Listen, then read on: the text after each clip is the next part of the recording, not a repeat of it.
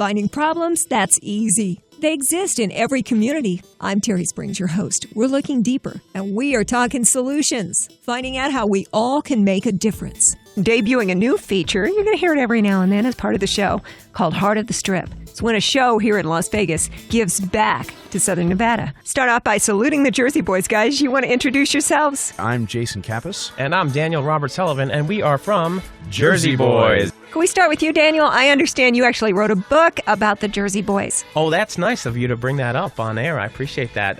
Yeah, I believe in the power of Jersey Boys as an inspirational story. I truly do. Yeah. Jersey Boys, the musical, is the story of Frankie Valli and the Four Seasons and how there were a bunch of blue-collar guys who worked their way up and didn't catch any breaks and worked very hard for many years to succeed. I feel like I sort of did the same thing, my own personal journey, and so I wrote a book about that called Places Please, Becoming a Jersey Boy, documenting my 2 years of auditions and rehearsals for this show, which is the fulfillment of a boyhood dream to star in a big musical like this. I wonder, too, Jason, you guys, I would imagine both of you guys are both what we would consider to be Broadway actors, right? Because, I mean, that's what Jersey Boys is. It's a Broadway musical. And one of the things that we're celebrating right now, which is causing all these wonderful things to happen, is that the Jersey Boys now is celebrating being the longest-running Broadway musical on the Strip ever. Yeah, it's very exciting. We're actually coming up on our 7-year anniversary on May 8th here in Vegas. So it's been great to be here, and it's been great that the community has been supporting this show for so long. I have been in town well over 20 years now,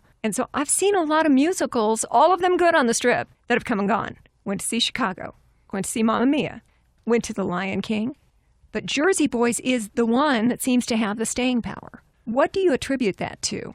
Is it the fact, like you were saying, Daniel, that it's a true real-life story? I would think it is. It's just my opinion, and everybody will have a different opinion, but it's now the longest-running Broadway musical in Las Vegas history. That's saying something. That says it has staying power because people relate to the story. I happen to think they relate to the story because they see it's a successful band, Frankie Valli and the Four Seasons, that didn't catch the breaks, didn't have an overnight success. They worked very hard at it. I think that's the story that everybody that comes to see the show can relate to.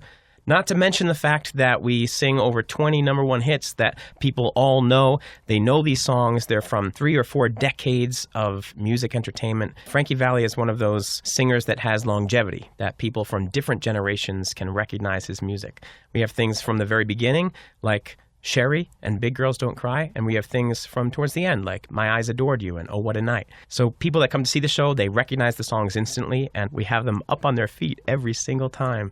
8 shows a week here in Las Vegas. The music is so great. Oh, it's timeless. I think that is certainly part of the success of this show is that obviously the demographic of people who were growing up while these songs were hitting the charts, they're a no-brainer. You know, they want to see this music, they want to hear it, and they love it. But what's so amazing is that the younger generations who come see the show, whether they're dragged there by their parents or they're just looking for a show to see, they are astounded by how many of these songs they know. And they may not even know their Four Seasons songs, but song after song, they're like, I've heard that on movies. I've seen that on TV. They're so pervasive in our pop culture, and it's such good quality music that other bands have been remaking these songs over the last 20 years, too, so people know this music. The Spinners in the 70s, several years later, hits all over again because, like you said, the music is so good. Yeah. Talk to my mom on the Bluetooth, right? Because we all know, don't talk on your cell phone Safety while you're first. driving, right? So hands-free. But I was explaining to her part of the success of the Four Seasons back in the 60s. I said, Mom, you got to realize they were going up against the British invasion. And so many American acts were having trouble even getting on the charts at that point in time. I said, however, the Four Seasons, they were able to do it regardless. The British invasion didn't matter. They were still top of the charts with their hits. Yeah, the Four Seasons had not only this audience of people that really related to them, because like we said, there's 4 blue-collar guys. They wrote songs about their lives and about the people that they knew, and people could hear that in the songs and relate to it. And at the same time, they had this unique sound, especially on the East Coast. Nobody was hearing anything like this. When they decided to double Frankie's voice, you know, and Bob Crew came up with that, and it was just, like we say in the show some places, it just exploded off the radio, and people were really digging it. It was unique. And it still is, because it still sounds great on the radio to this day. Yeah. I know that in the beginning of Jersey Boys in the musical, they lay out what was the true story. They mention that you basically had 2 ways you could go. When you were growing up in that tough part of Jersey, you were either going to get famous or go bad in some way. That's exactly right. You can choose to respect or be a little bit trepidatious about with this band, but the early days were full of poverty and a little bit of crime, and they all grew up, well, I should say most of them, the majority of the band grew up in what we would call the projects these days. It was poor, it was very street, and these were guys who were playing guitar and singing harmony to make money.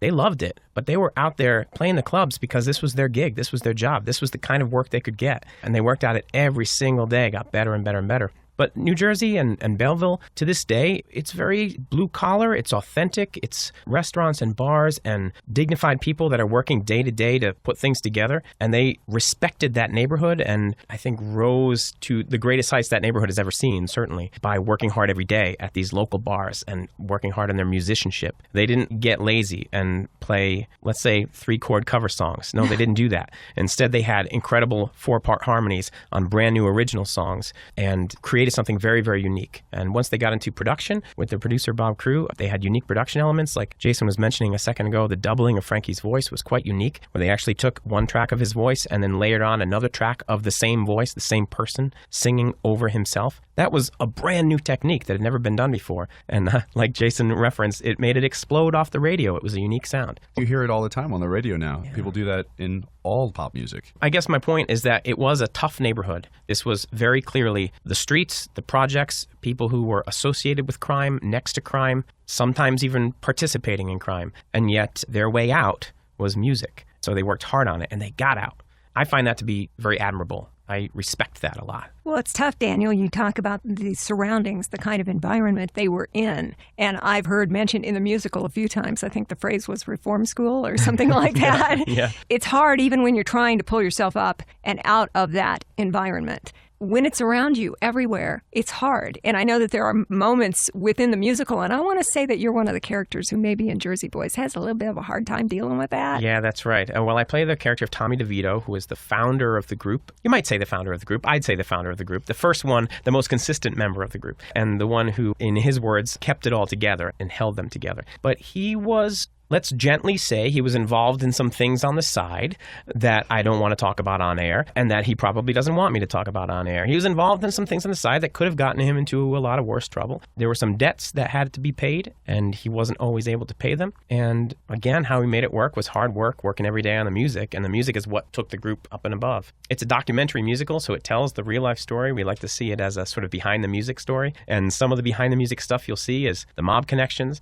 and the gambling debt and the getting kicked out of New York and New Jersey because you were too far in debt to the mob. That's the story of the Four Seasons, and that's the story we tell in Jersey Boys every night. We're talking with a couple of the members of the Jersey Boys on the Strip. Of course, the show plays at Paris, Las Vegas, celebrating your 7th anniversary on May 8th. Isn't that the day we're all going to go hang out at Glazier's and do the food drive for 3 Square? We'll talk about that in a minute. I can't wait to do that. I've seen Jersey Boys, love the musical. I happen to personally know some of the people who have seen the show multiple times. You've got a lot of people like that, right, who come back again and again? Yes, we do, and we very much appreciate that. The show has quite a following. Dan did the show in Toronto for a while. I did the show for a couple years on tour, and now here. And we certainly see people here who come back each time they're in town in Vegas. They come see the show. On tour, we would have people who would travel to come see us, anytime we were in 300-400 miles of where they lived. So it is pretty impressive, the draw that this show has on people. Having you in a set place like Paris, Las Vegas for Jersey Boys, it's fun when you do get people into town who haven't seen the show before to go, look, guys, I've seen it. It's great. Let's all go together. And you pull some new people in. Yeah. Get them hooked on it. That's it. We meet a lot of people who have seen the show in their home city, the national tour. When they come to Vegas and see that it's here, they say, oh, we have to go see it again. So that part of it's nice. There are currently 3 companies of Jersey Boys playing here in the States. One on Broadway, one in Las Vegas, and one that tours around to different locations. So when we can find people that have seen the tour in their home city and then come to Vegas, we just say, hey, we're lucky to be here. 7 years now. I feel that way. I love being in Las Vegas. I want to know how you guys feel about it. Daniel, how long have you now been in Las Las Vegas? Well, I'm the new guy around here. I've been in Las Vegas for 5 months now. I'm loving every second of it. I'm a New Yorker, and the winters are a whole lot better here. Oh, yeah, that's for sure. Summer's coming on any minute now. Right. So. They tell me it'll get bad, but I don't care, man. Yeah. I'll take that heat over the snow any day. I don't blame you. I feel the same way, and it can be managed. You just have to plan for it. Jason, what about you? How long have you been in Las Vegas? I'm coming up on about a year and a half now, and boy, it's great. I didn't know what to expect living here at all. You know, obviously everybody just thinks of the Strip if you don't know Las Vegas. But, you know, you pick your community, you live where you live, but at the same time, you have access to the top tier of world-class entertainment just down the road. So, you know, when groups come into town or there's events or you just want to see a great Broadway show, you know, you don't have to go all the way to New York. We're right here. We make jokes. When we want to go see a show or go to an event on the Strip, we go, hey, honey, would you like to go into Las Vegas tonight? Yeah. It's nearby. Most of the parking, except for valet, that you're going to give them a few dollars, Right. but it's just great to live here. Yeah. The reason why I asked about how long you've been in Las Vegas is because I, like a lot of people I've talked with, find a very interesting, unique community under the surface because, like you said, people tend to think of just the Strip, but there's so much more here. Yeah. And that's what I believe you guys are celebrating as you go up on 7 years with the Jersey Boys, now performing at Paris, Las Vegas on the Strip. What is this called? Is it the Summer of Giving? What is it that you're doing? We like to use play on words whenever we can, and we throw around a lot of bad puns backstage, actually, during the show. Dan and I in particular.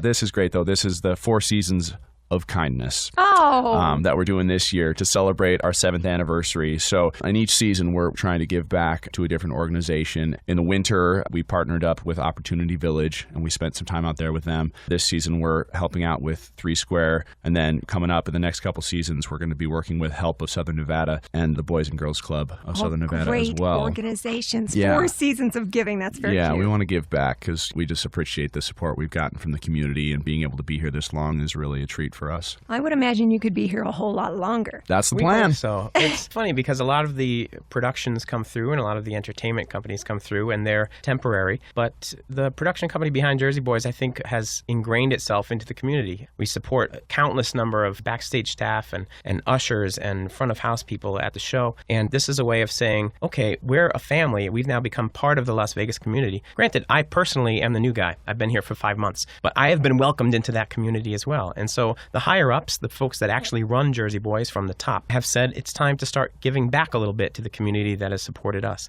And our partnership with 3 Square Food Bank for the next month is part of that. It's one of the reasons why I'm so excited to have you guys in, because as part of our Talking Solutions show, which runs every Sunday, I wanted to start an occasional feature about shows on the Strip who are doing things back for Las Vegas and Southern Nevada. And so this is the first edition of our Heart of the Strip, talking about shows like Jersey Boys and the things that you guys are doing, which is so exciting. It's wonderful. It's fun to perhaps announce at this point that we're going to be getting together to officially give 7,000 meals to the 3 Square Food Bank on behalf of Jersey Boys. Let's call that the tip of the iceberg because we're hoping that the Las Vegas community will help us match that over the next month down at Glazier's. And it all kicks off when we say, all right, here's the first 7,000 meals as a gift. And I think that's pretty special that the folks behind Jersey Boys have decided to do that. That is amazing. And we do see also with 3 Square Food Bank that the requests for services peak during the summer months because the schools are out and we have such a high percentage, well over 50% of the kids in the Clark County schools are getting free or reduced price lunch or breakfast from the school system to help them get through their day. But when school's out, that safety net is missing. And so the food bank, food pantries are asked for more help during this time of the year. So it's so great that you guys are stepping up to help, especially now. It's amazing. And what we can do as a member of the Jersey Boys community is just the tip of the iceberg. We're one group, but we're hoping, because we can get on the radio and talk about this, we're hoping to inspire other groups to do the same and people to do the same. You're right about the kids. I was reading that 3 Square has a team of volunteers. They pack about 6,000 to 9,000 meals per day just for kids. Just for the kids. Yeah. 6,000 to 9,000 per day.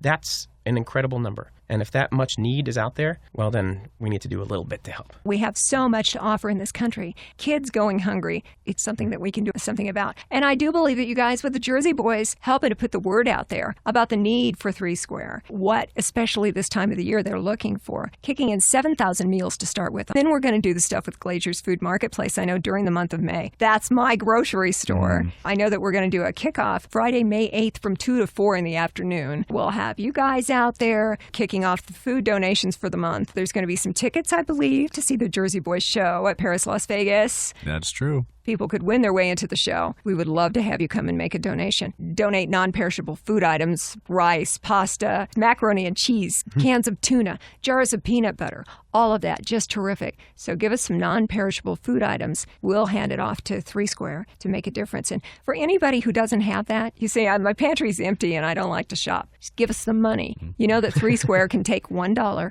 and turn it into 3 healthy meals. So give me $1. Give me the money you would have spent at Starbucks today, no matter how it works for you. All during the month of May, you can donate your non-perishables or donate dollars to 3 Square and help with this effort and help us end hunger here in our area in Southern Nevada. You're making a great start of it. This is going to be really terrific. Hey, we're trying. It seems like an easy way to help out, right? 3 Square Food Bank has partnerships with over 1,000 smaller organizations within Las Vegas that they distribute food to. That's pretty great because it makes the average person who wants to help but isn't quite sure how to help, they have a place to go to, 3 Square Food Bank. They can give them a little bit of food or a little bit of money, and they know that it will get to the right place because 3 Square has the partnerships and the distribution network to make it happen. They are very good at that. 3 Square is the only food bank for Clark County and also handles areas to the north of us, Lincoln County, and so on and so forth. So for this part of Nevada, 3 Square is it, but 3 Square also has partnerships with all the food pantries that you're talking of. And if people don't know where to go to get help, 3square.org is the website, 3square.org.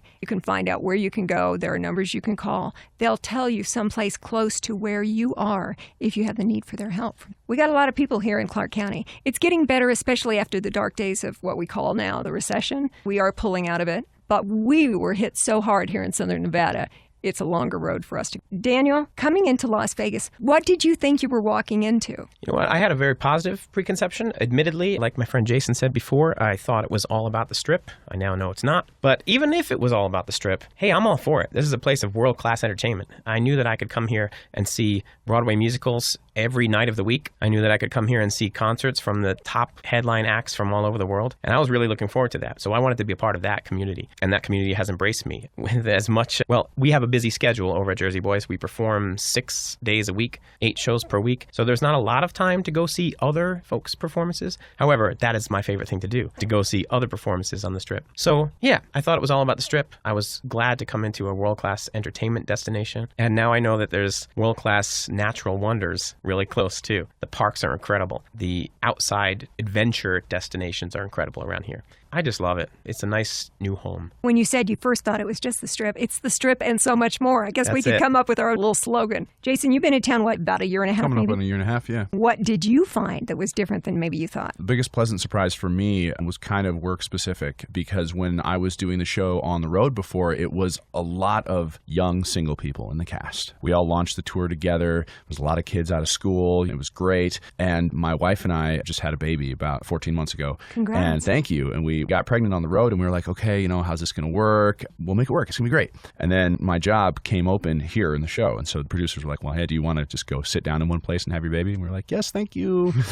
So that's what we did. And the pleasant surprise for me was coming out here, and I would say maybe 80% of the cast here in Las Vegas of Jersey Boys is married with kids. So that was a whole different ballgame for us and a real switch. And it's great because we came right into this network of play dates and baby groups and all this stuff, which was really nice for us because on the road, you know, we would have had a lot of babysitters and we would have the novelty kid on the road. But here it's great because it's just, it's a family atmosphere. And that's true in the cast of the show, but it's also true in the neighborhood that we live in and in this city. It's much more family oriented than you would expect. I've been on the air for so many years here in town. I joke that when somebody like an Elton John ends his run of $1 Million Piano for a while at Caesars Coliseum, and the newer dates have not yet been agreed to or at least announced, I say he's going to get away from this town. He's going to miss it. He's going to want to come back because I believe that people, when they spend enough time here, there's something about Las Vegas unlike any place else. Not everybody takes to it. That's okay. But when it does anchor into your soul, it's hard to get away without missing it. That's the way I've been. The 2 times that I tried to break away, I went, no, I want to go back home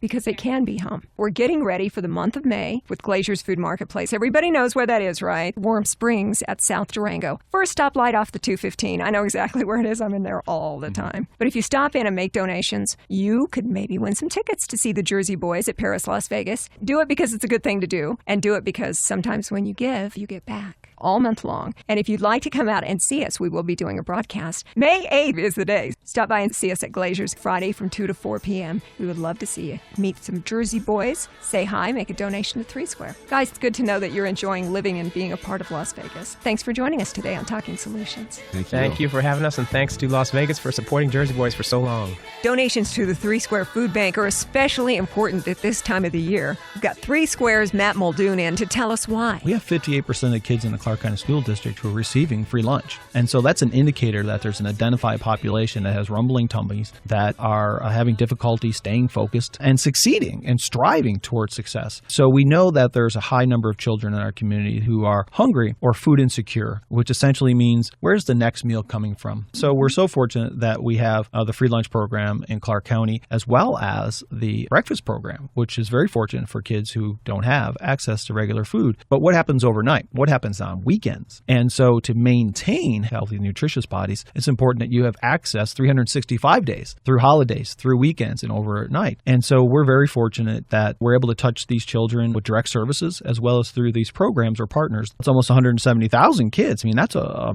staggering number. And that's during the school year. Remember the 9-month cycle that we're on right now. A few schools have gone year-round. But we have kids who are off all summer long. And so we've become the major partner in the free lunch program, if you will, the Summer Food Service Program, which is a federal program. It's the free lunch during the summertime. So we know that those kids are out there. And we've had to go to find new collaborations and partnerships like the Clark County Library System, YMCA, Boys and Girls Club, where kids are during the summer months, again, knowing that they're at or below the poverty level and don't have regular access to healthy, nutritious food. We make sure that we're working with those partners where kids are going in neighborhoods. And we all know that June, July, and August gets a little warm around here. Yeah. And so we have families who, if you're limited in resources for food, you're probably limited in resources for transportation and accessing where to get those foods. Or you may be living in a neighborhood that we define as a food desert, which essentially means there's no grocery store. There's not nutritious food, fruits and vegetables and the things that really make a complete nutritious meal. Not at all. And I had a father who gave me a call through one of our agency partners, and it was a cry for help. He was asking us where he could access food, and we immediately connected him geographically in his neighborhood. So those who want to go online or give 3 Square a call can find a location that may be distributing food. Parents have come accustomed to that the school sites play a primary role in that. Right. But there are many other agencies as well as organizations in your neighborhood that are lowering the barriers so that entire families can access healthy, nutritious food. That's a really good thing to bring up too, Matt. We know with the percentage of people in our midst in Southern Nevada, we have a lot of people who are food insecure, a lot of families who do need the help. So I'm absolutely sure that some of the people who are hearing us today have such needs. Maybe they haven't reached out. We've certainly talked about children, but we have many older populations here in Southern Nevada who are going through the same struggles or challenges. So the face of hunger is dramatically changed. It's not what we traditionally would think of someone who's homeless. We certainly don't have the images of the 1920s of people lined up for food. But what we have is older populations who are making decisions between health care, medications, feeding their pets, keeping the air conditioning on during high temperature months, and food. And food tends to be the thing that we least will access first, right? We want to get those medications in our body first. We want to make sure the house is controlled and temperature-wise and safe and secure. Or we'll have a mom and dad who are working 2 jobs to feed the children and the entire family, and they skip meals. And they don't think of themselves as food insecure or hungry. And they are. They're chipping away at their own health, their own sustainability for the younger ones in the family. And that's common. It's a noble thing to do, right? You want to take care of your family. But here you are working 1, 2, 3 jobs to put enough on the table to pay the rent, to pay the bills, and you're skipping meals, and you're chipping away at your own health, your own mental and physical health. What I'm saying is that it's a changing face of hunger. It doesn't have geographical boundaries. It doesn't care if you're a Republican, an independent, a Democrat. Those things don't matter. What it is that folks are concerned with that next meal and that sustainability for all year, for all month, for every week. So it is a changing face, the most vulnerable population being children. But there's an entire population out there of working adults, or we describe sometimes as the working poor. I'm not quite sure I understand that phrase, but working adults who are not working at their best or high peak performance because they're skipping meals along the road to get through the day. And again, the options they may be choosing may be more unhealthy options, right? The more fast food route. So we try to develop programs where we get shelf-stable items into families, but also fresh fruits and vegetables. Our contacts and relationships in Southern California, it's the breadbasket of the Southwest. There's lots of growers and manufacturers there, but we're constantly trucking in millions of pounds of food. So that's available here in Southern Nevada. And we're very fortunate that the father who called me and had his children who were very concerned with where the meals are going to come through, found the pantry site to go to, was moved and touched by that activity. And more importantly, again, fresh fruits and vegetables were getting in the household. And that's so important so that young folks, adults, working adults, and senior citizens in our community are healthy and thriving. That's a positive, good community to be living in. Last year, my husband and I both were part of the group who went on SNAP for a week. We did the Supplemental Nutrition Assistance Program. For anybody who doesn't know what that is such a small total. I want to say it was just over $15. It was definitely less than $20 a week for us to get all these meals. It's a federal program. Yeah. The federal government does spend and have budgeted billions of dollars to feed people throughout this country, and that involves manufacturers and growers. And so SNAP, or the Food Stamp Program, has been a lifeline for many families for many years. But as you're describing, the benefits received aren't quite perhaps some of the stories we may have seen on TV, the lavish lifestyle that someone may be living off of those meager dollars. I'm not seeing it. You're not seeing it. You're not seeing it in part because, transportation costs, fuel costs have risen. We've seen them come down a little bit, which is great. Right. But food costs continue to rise. Yes. If we go look at how much a gallon of milk is, that's staggering. And for a family that is living on food stamps or supplementing food stamps with working income, those dollars are meager. And most importantly, what's happened is that as the month goes on, those dollars get spent quickly and they run into gaps, a week, a day, where they don't have enough dollars to go out and buy food. And so again, that's the role of pantries as well as neighborhood organizations like YMCA Boys and Girls Club, who do distribute meals to kids, who fill those gaps when the resources are limited or zero. And SNAP, for many, many decades, that has been a lifeline for many Americans in this country. I took on SNAP for a week, and my husband came along with me. We both were part of the blog for people in the media who were involved. I know most of the mayors in Clark County were involved with it last year, and that was hard. Well, we had a big advocacy push because we have to start with awareness. So we were down in Henderson and met with Mayor Hafen, who's a fantastic guy. But right away, he started to describe the changes that go on first physically with your body. And he thought, the weight loss would be good for me. How about the headaches associated with weight loss when you start depriving your body of things that you're used to having, say caffeine? Yeah, I love my caffeine. I love mine too. I love my coffee. Coffee's expensive and continues to rise. But it was creating that awareness that you first go through the physical changes. And immediately, right along with that, it starts to grow. It's the emotional piece that starts to change. You're not as happy. You get a little more grumpy or edgy. You are not as productive. And know that as energy level depletes throughout the day.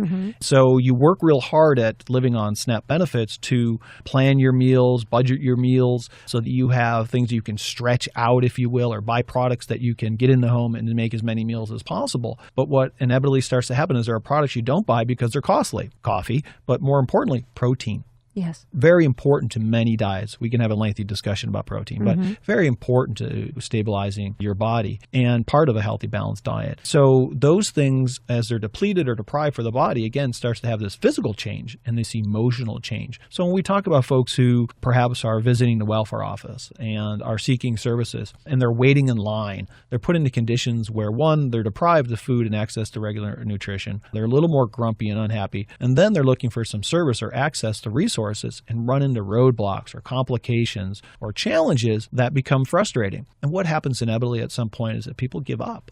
We don't want to lose hope. People seek alternatives. We have a lot of conditions here in this community. Theft and robbery and violence, unfortunately, is prevalent. And a lot of these things stem from not having some of the basics, right? Food, a roof over your head, stability in the family life. So these things, unfortunately, erode communities. We're trying to build better communities. And basic services are key, and partners and collaborations are essential.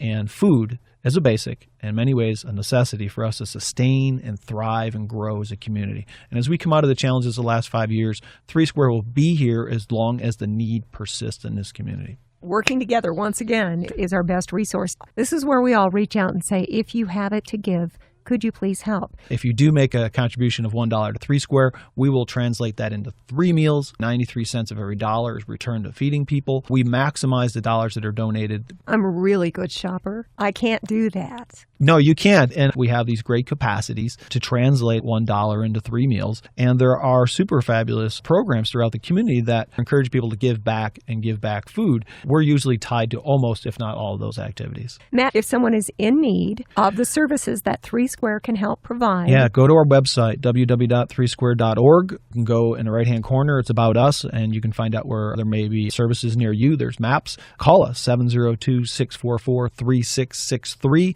I recommend you go to option 7. That'll send you to our call center. And again, you may be able to have someone help you fill out a SNAP application. You may engage with our staff members and volunteers to identify a pantry or food site near you. So you can always go to our website. You can always go to our phone lines and contact 3 Square to find out where resources are closest to you in neighborhoods, in communities. Henderson, Boulder City, Pahrump, Mesquite. Don't just think Clark County. Think Lincoln, Nye, Esmeralda, and Clark County as a surface area for 3 Square Food Bank. Matt Muldoon from 3 Square, the food bank for Clark County and beyond all of Southern Nevada. Thank you so much for joining us today on Thank you for your time. Solutions. You have a blessed day. Thank you. Back at you.